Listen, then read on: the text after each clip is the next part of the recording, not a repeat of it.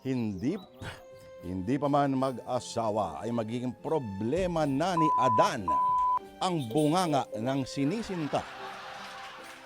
Alam natin na ang pagiging under ay isang tanggap ng katotohanan. Pagkatapos ng kasalan, pero sa kaso nito makikilala natin ang kondisyon ni Joanne para pumayag na pakasalan ang kasintahan ay dapat pumayag itong maging sunod-sunuran. Nako, mga kapatid, kung paano napaaga ang suya, kung paano nawawalan ng ligaya ng maaga ang pabuya.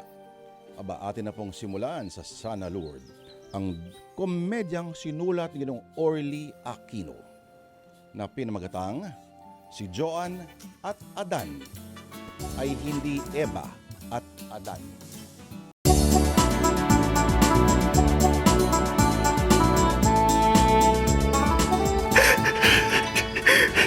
Adan, umiiyak ka ba? Hindi, Joanne. Tumatawa. Umiiyak ka nga, sinisipon ka pa oh. Ikaw kasi... Anong kasalanan ko? Alam mo naman kung ba't nagpunta kami na inay at itay ko rito sa inyo. Kasama pa namin ang kuya ko. Para mamanikan kami sa iyo. Ba't kasi namanhikan kayo? Gusto ko na nga makasal tayo. Sinabi mo nga yan nung huling nag-date tayo. Akala ko naman hindi ka seryoso. Kung di ba ako seryoso sa iyo magdadala pa kami ng mga kapamilya ko ng pansit at tinapay dito sa inyo. Isinumbat mo pa ang dala niyong merienda. Halos kayo rin ang mga kamag-anak mo ang umubos nun. Joanne, kaya kinausap kita ng sarili nandito sa balkonahin ng bahay niyo para pumayag ka na makasal tayo. Ba't nagmamadali ka? 3 years na tayo mag-shota. Mga bata pa tayo. Anong mga bata pa tayo? 20 anyos ka na. Ako naman 25. May mga rin nag-aasawa na kahit 14 anyos pa lang. Kagaya ka sa mga yon, mas mabuting magpakasawa muna tayo sa buhay dalaga at binata bago tayo pakasal. Kailan pa yun?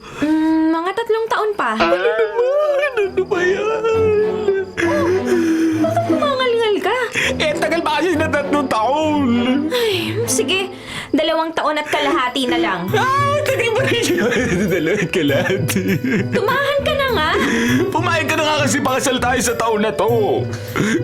Ang pangit mong umiyak. Yung pag di ka pumayag, maglulupasay ako. Ay, sige na, papayag na ako. Sige, papakasal ka. Huwag ka nga tumalon. Dahil baka mapilayan ako. Baka lumusot ka sa sahig at masira ang balkonahin namin. Marupok lang kasi ang sahig na kawayan dito. Una. Sa wakas, magkakasawa na rin ako. Pumayag lang akong pakasal na tayo dahil naaalibadbaran ako sa mukha mo pag ngumangal-ngal ka. Pero pagkasal na tayo, susunod ka sa lahat ng gusto ko, ha? Ano? Aandirin mo ako?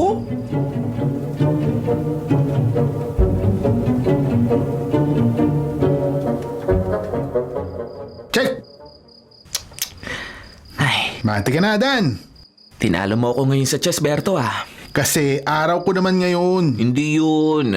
Aminin mo na. Nasa lahat sa aming barkada mo, ako lang hindi mo matalo sa chess. Ay nako, wala lang ako sa kondisyon maglaro ngayon. Kasi di maalis out ako, sabi ni Joanne nang mamanhikan ako sa kanya. Napahayag nga siya makasal kami pero pagkasal na kami, magigisunod-sunuran ako sa lahat ng gusto niya. Pahig ka ba namang maging under ni Joanne? Siyempre hindi. Dapat lang. Kung sino ang nakapantalon sa mag-asawa, siya ang dapat masunod. Di si Joanne nga masusunod sa inyong dalawa pagkasal na kayo. Wala, bakit naman? Kasi madalas ka naka-short pants at si Joanne naman madalas na nakapantalon. Ay, ano ba yan?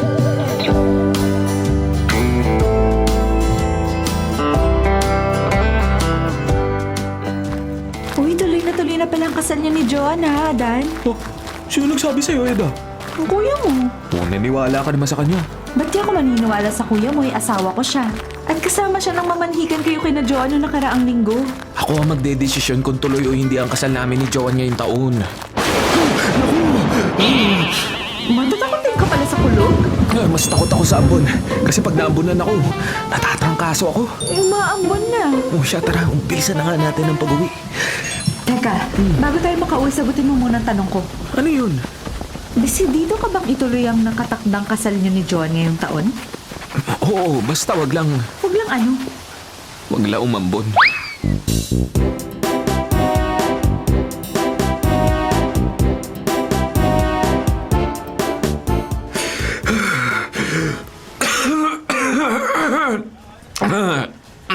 Ay, sa lahat naman ng kabarangay ko, Olan, ikaw ang napapaluha dahil sa ubo. Hindi ako napaluha dahil sa pag-ubo, Berto. Ba't napaluha ka matapos ang sunod-sunod na pag-ubo mo? Nalaman ko kasing malapit ng pakasal sina Joan at Adan. Kanino mo nalaman? Sa'yo. Nakwento ko ba sa'yo? Hindi. Eh, paano mo nalamang malapit ng pakasal sina Joan at Adan? Narinig ko sinabi mo kanina sa mga kaibigan mo rito sa kanto bago sila umalis sa tabi mo. Nasabi ko lang sa mga barkada ko na malapit na silang makahigop na mainit na sabaw. Kasi nga, malapit ng pakasal sina Joan at Adan. Sana wag matuloy ang kasal ni na Joan at Adan. Ba't naman? Kasi hindi ako mahilig humigop na mainit na sabaw. Ay...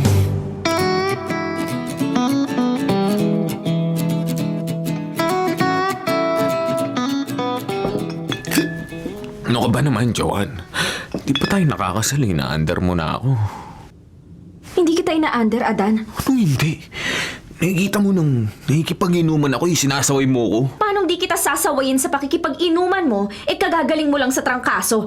Para sa kapakanan mo rin naman ang sinasabi ko. Ikaw na nga ang pinagmamalasakitan ko ako pa ang minamasama mo. Ay naku, huwag mo nga akong talakan sa harap ng mga tropa ko. Oo nga naman, Joan. Bigyan mo naman ng kahihiyan si Adan. Ikaw, Berto, ang hindi ko malaman kung kaibigan ka ni Adan o hindi. Kaibigan niya ako. Kaya nga sinamahan ko siya makipag-inuman sa mga katsokaran namin. Kung kaibigan ka niya, hindi mo siya kukonsintihin na mapasama siya. Ang alam ko, mapapasama si Adan pag nagkatuluyan kayo. Ba't naman? Bungangira ka eh. Bungol! Joan! Ba't mo kinutusan si Berto? Ino-okray niya ako Gusto mo, Adan, ikaw kutusan din kita? Sinabi ko ba?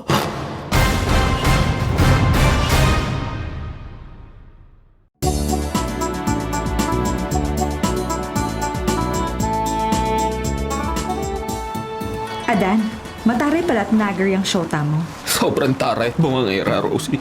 Totoo pala yung nabalitaan ko na basta nakipag-inuman ka, tinatarayan ka na ni Joan at binubungangaan. Na naitanong ko sa iyo nung magkasabay tayo dito sa kali. Pinapahiya niya ako kahit sa harap na maraming tao. Inamin ko na yan sa'yo dahil magkaibigan naman tayo. Kung ganyan mag-shota pa lang kayo, ina-under ka na niya, di lalo na pag mag-asawa na kayo. Pwede nga mangyari. Malamang ka mo. Kaya nga nagdadalawang isip akong pakasalan siya. Mabuti pala nagkakilala tayo at naging magkabarkada. Mapapayuhan kita ng dapat mong gawin. Ano ba sa palagay mo ang dapat kong gawin? Magpalit ka ng shota. Sino naman na ipapalit ko kay Joan? Siyempre yung mas maganda at mas mabait sa kanya. Si She. Sinong siya? Siyempre ako.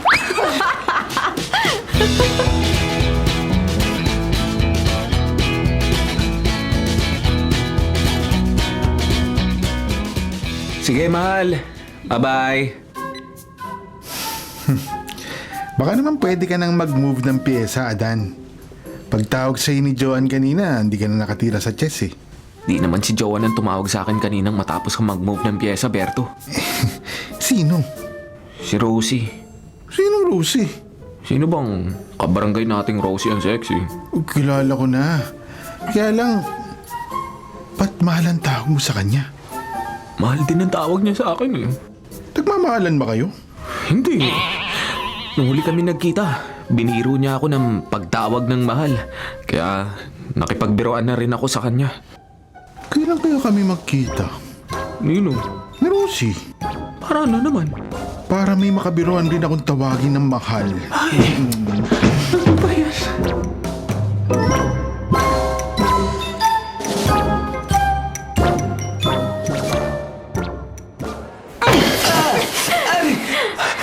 Ang bilis talaga ng kamay mo, Joanna. Paano hindi kita kukutusan, Adan? Inimbitahan mo ako dahil birthday mo, pero pagdating rito sa inyo, hindi mo naman ako inaasikaso. Kung tratuhin mo ako, parang hindi tayo magkaano-ano. Wala, sobra ka na At may katawagan ka pa na tinatawag mong mahal. Kahit may kabiruan ako sa cellphone na tinatawag kong mahal, wala kang pakialam. Kung kutusan kaya uli kita. Subukan mo at nang kutusan din kita. Matapang ka, palibhasa narito tayo sa bahay nyo. Hindi na ako makakati sa katarayan mo. Tapang bahay. Sobrang taray mo at bungangera. Ayoko na sa'yo. Ayoko na rin sa'yo. Tapos na sa atin ang lahat! Lakoy mo, tumatalas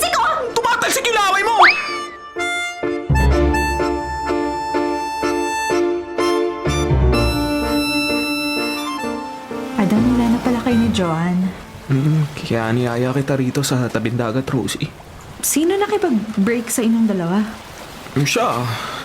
Kasi may iba na yata siyang boyfriend, kaya iniwan niya na ako. Kawawa ka naman. Ba't naman ako magiging kawawa? Ipinagpalit ka sa iba na syota mo. Okay lang naman, mawalan ako ng girlfriend. Kasi nariyan naman si Eddie. Sinong Eddie? Eddie, ikaw.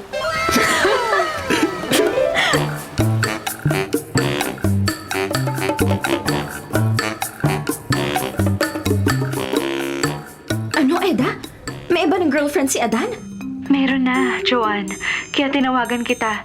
Alam mo namang sa'yo boto yung kuya ni Adan. Pati ako nahipag niya dahil friend tayo. Sinong pinagpalit sa akin ni Adan? Si Rosie. Yung nakabarkada niya na hiwalay sa asawa at may 2 anak? Yun nga. Kukuha rin lang siya ng kapalit ko eh. Hiwalay pa sa asawa at may 2 anak na? Akala ko pa naman magkakabalikan kayo ni Adan. Ay, malabo na kaming magkabalikan. Dahil may iba na siya? Ano naman ang malay natin kung di sila magtagal? Sorry na lang siya, no? Hindi ako nakikipagbalikan sa tira-tira ng hiwalay sa asawa at may 2 anak. Ako nanghihinayang sa tagal ng pagsasama niyo ng bayaw ko, Joanne. Sigurado talagang hindi kami para sa isa't isa. Hindi ka ba nasaktan? Ay, ba't ako masasaktan? Kasi alam kong minahal mo si Adan. Noon yon. Hindi na ba ngayon? Hindi no. Talaga? Talagang talaga. Baliwala sa'yo na magkasira kayo ni Adan? Baliwalang baliwala. Kung pinalitan niya ako, anytime pwede ko rin siyang palitan. At sino naman ipapalit mo kay Adan? Ang dami-daming lalaki. Oh, sige na. May aasikasuhin pa ako. O sige, Eda. Salamat sa pagtawag ah. Bye! Bye-bye. Pambihirang Adan yun. Asang-asa kung magkakabalikan kami. Ipinagpalit na pala niya ako sa iba. Mahal pa naman ang tawagan namin. Adan! Adan ko!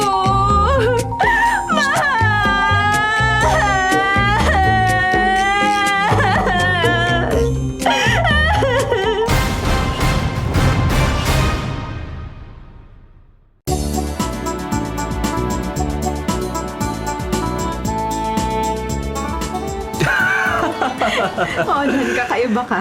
Bakit naman, Eda? Sabi mo nakipagpustahan ka kay Beto sa paglalaro ng chess. Oo. At natalo ka. Nang 100 piso. O ba't tuwa ka? Kasi namasalubong kita rito sa kalye at kumustahin ko sa iyo ang bayaw mong si Adan at ang syota niyang si Joan. Naikwento mong wala na sila. Break na nga sila. May pag-asa na ako. Na makabawi kay Berto sa chess? Hindi yun. Saan ka may pag-asa? Kay Joan. Teka, diyan ka muna, Olan. Tsaka pupunta, Eda. Bibili lang ng face mask dahil baka mahawa ko sa ubo mo. Sakit sa ulo.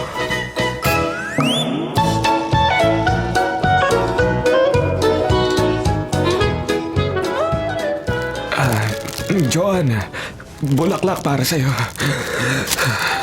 Thank you, Olan. Excuse me, pasensya ka na. Okay lang. May mga oras kasi na hindi ko mapigil ang pag-ubo. Kasi may allergy ako. Naiintindihan ko. Sa susunod na dalaw ko na sa'yo, ako magdadala ng tsokolate, ha? Ay, kahit wag na. Bakit? Dahil magagastusan lang ako? Ay, hindi sa ganun. Dahil hindi ka mahilig sa tsokolate? Mahilig ako sa chocolate. Patahay mo pasalubungan kita ng ganun. Kasi mag-aaksaya ka lang ng panahon sa akin. Joanne, di ko yung tinuturing na pag-aaksaya ng panahon ng pagdalaw ko sa'yo. Kasi mahal kita. Love na kita nun pa na teenager ka pa lang. Di lang kita naligawan agad nun kasi boyfriend mo na si Adan, pero wala na kayo ngayon kaya naglakas loob na akong magtapat sa'yo.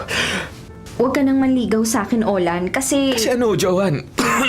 Ay, baka mahawa ako sa ubo mo. Ha? Ano yung binubulong mo? Wala. Sabi ko, natatakot akong magtiwala pa kahit kanino dahil ayoko nang masaktan uli at lumuha. Ganun ba? Okay lang, Joanne. Naiintindihan ko naman. Excuse me. Sana maintindihan mo rin ang i-advise ko sa'yo na dapat mong gawin sa ubo mo. Thank you sa concern mo sa akin, ha? Walang anuman. Ano ba ang dapat kong gawin sa ubo ko? Ay, ihiga mo na yan. Diyos ko.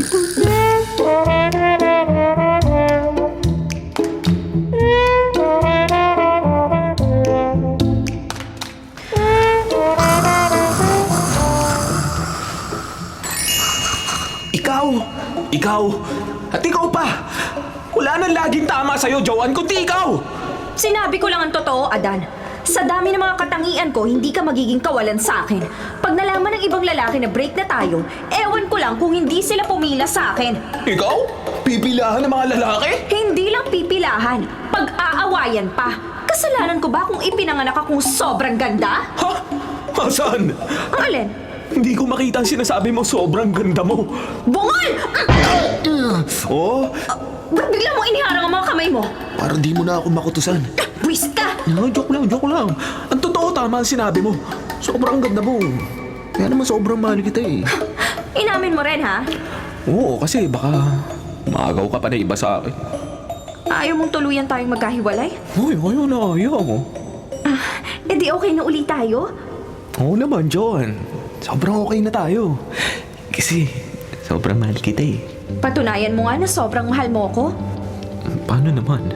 Kiss! Kiss? Ilan ba? Mas marami, mas okay. Ay, sinabi mo yan ay. Eh, tama ng daldal! Kanina pa naka-ready lips ko, oh.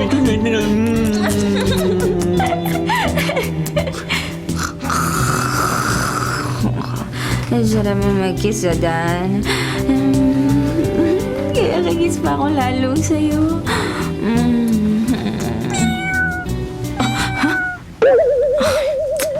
Panaginip. Nananaginip lang ako. Akala ko pa naman nagkabati na kami ni Adan. Akala ko mahal kong kayapos ko at kalaplapan ko. Pusa ko pala.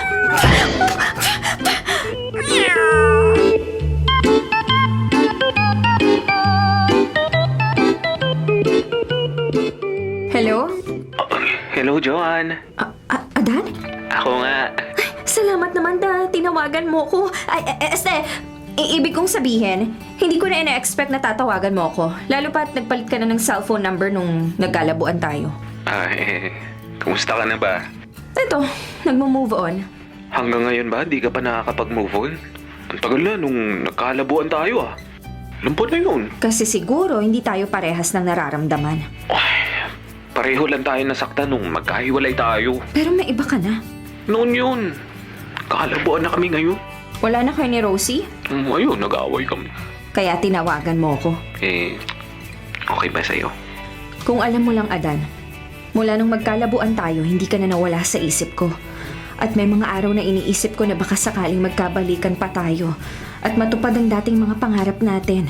Mga pangarap na magkatuwang na binuo natin. Ang magkaroon tayo ng sariling bahay at lupa, ng 3 hanggang 4 na mga anak, at ng pares-pares business na pagtutulungan nating mapalago. Kasi nung naging tayo, akala ko talaga tayo na hanggang sa habang buhay eh. May pag-asa pa kayang magkabalikan tayo? Ha? Adan? Ha? Mahal?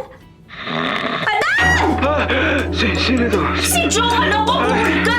Tatawag-tawag ka sa akin tapos tutulugan mo ko! Ugaling-ugali mo yung pag nag-uusap tayo ng seryosohan eh, tutulugan mo ko eh! Pasensya, inaanto kasi ako kaya nun. Kaharap lang kita, makukutusan kita! Teka, ano nga pinag-uusapan natin? Ewan ko sa'yo! Buisit ka! Buisit!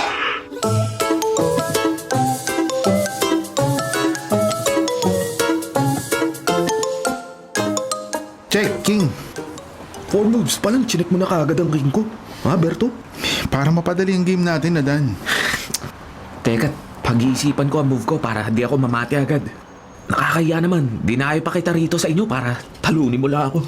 Habang nag-iisip ka ng imumove mo, pag-usapan natin ang love life nyo. Love life? Namin ni Rosie? Ni Joan.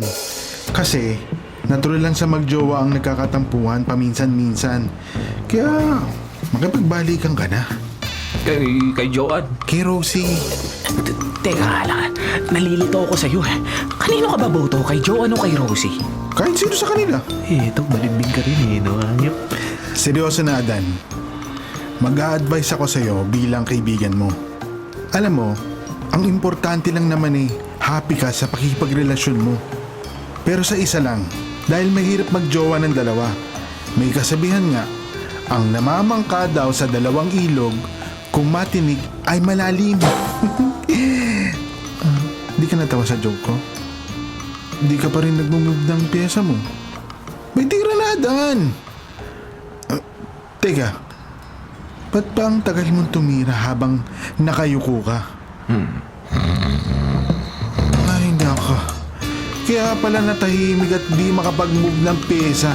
Natutulog?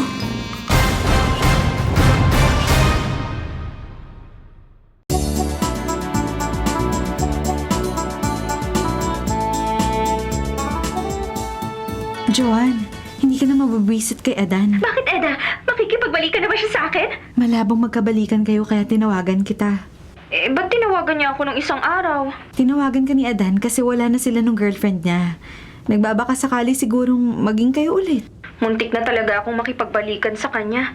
Pero nagkalabuan uli kami dahil tinulugan niya ako habang seryoso kaming nag-uusap sa cellphone. Willing ka bang makipagbalikan uli kay Adan? Willing na willing kasi nga love ko siya.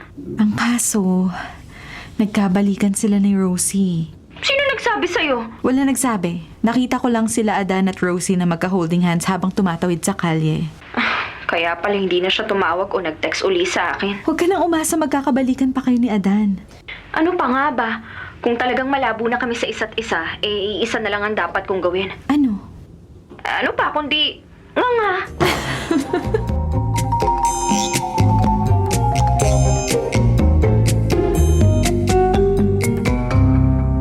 Rosie. Joanne, nakakatawa ka. Ay, wag kang tumawa. Paano hindi ako matatawa? Nagbibiro ka. Oo. Mula nang maging magka-textmate tayo, nakipagbiruan na ako sa'yo. Pero iisang dahilan kaya nakipag-textmate ako sa'yo at tinawagan kita ngayon. Mangungutang ka? Hindi. Ba't mo naman naitanong kung mangungutang ako sa'yo? Nagpapautang ako ng patubuan 5-6. Wala akong balak mangutang sa'yo. Tinawagan lang kita para protektahan si Adan. Wala na kayo. Kahit paano may pinagsamahan kami, kaya concerned pa rin ako sa kanya, kahit kayo na ngayon. Teka, seryoso ka ba sa sinabi mo kanina? Oo naman, hindi joke yun. May oras na kahit seryoso ang sinasabi ng kausap ni Adan, tinutulugan niya.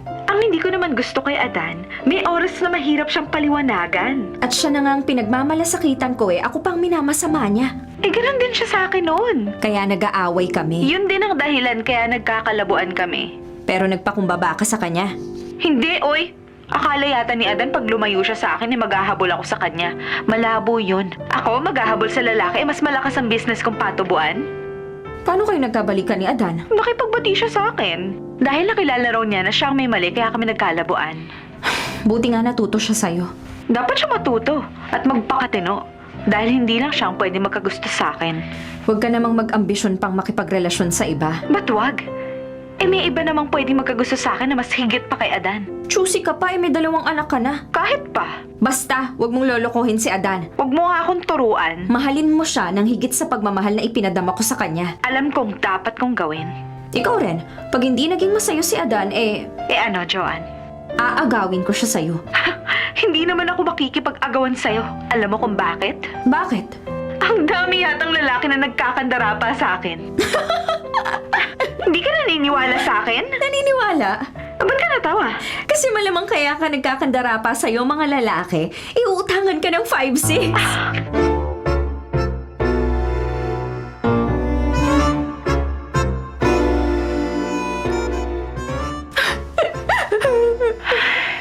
Joanne, hindi naman kita maintindihan.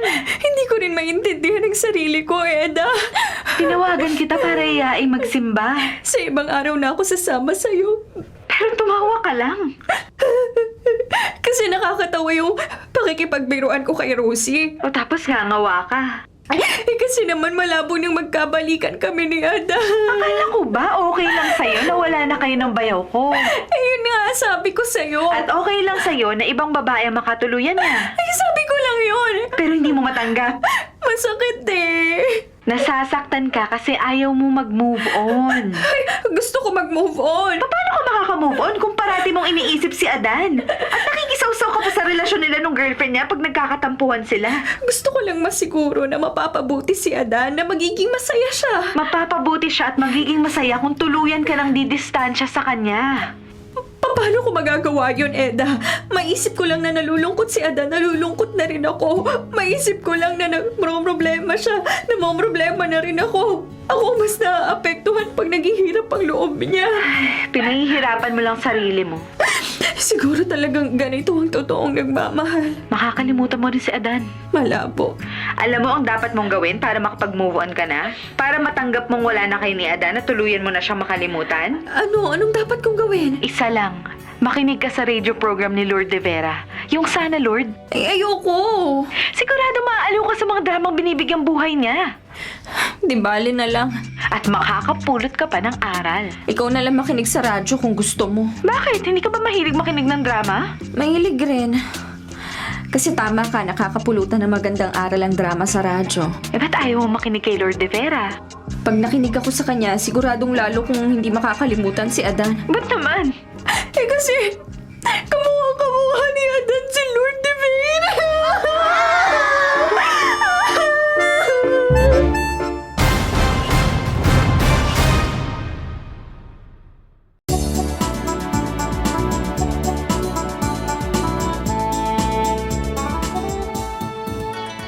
Okay na okay. Ang suot kong bagong bestida, Joanne. Hindi. Anong tinutukoy mo okay? Sinunod ko yung advice mo, nakinig ako ng drama sa radyo at humingi ako ng advice sa host.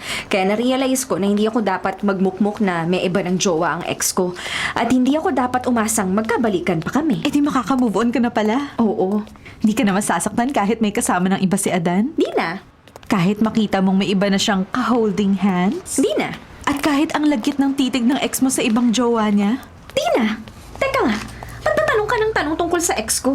Kasi makakasalubong natin dito sa kalsada si Adan naka-holding hands si Rosie. At ang lagkit ng titigan nila sa isa't isa. Hi, Joanne.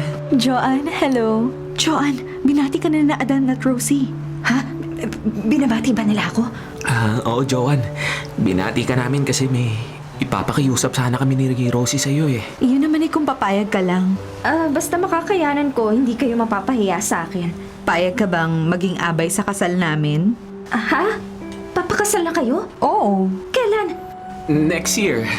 Oh, Joanne, anong say mo? Payag ka bang maging abay sa kasal ni na Adan at Rosie? Oo, payag ako. Payag na payag. Adan, Rosie, congrats sa inyo. Thank you, Joanne. O ano? Sige na. Tuloy na kami ni Rosie Pasasabihan pa kasi namin ang ibang magiging abay sa kasal namin. Bye! Bye, Joanne. Oh, Joanne, akala ko ba okay lang sa'yo na may iba na ang ex mo? Oo nga. Ba't nang gigigil ka habang papalayo sila? Kung akala nila sila lang ang marunong magpakasal, nagkakamali sila. Ako rin yata. Pakakasal ka na rin? Siyempre, ano ako? Padadaig kina Adan at Rosie? Kanino ka pakakasal? Kay Kuan. Teka, kanino nga kaya?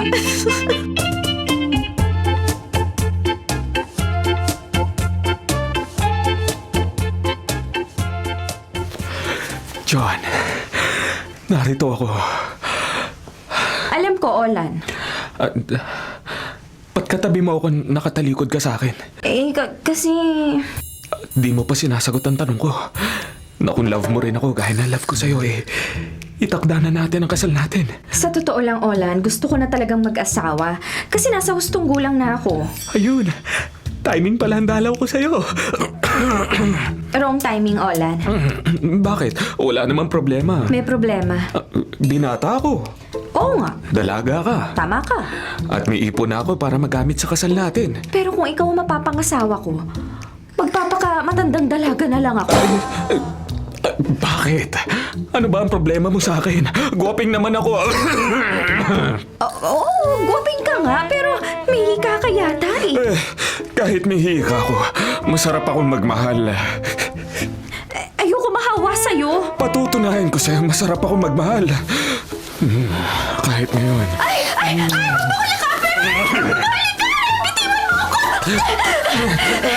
Hindi kita bibitawan hanggat di ka pumapayag na pakasal sa akin.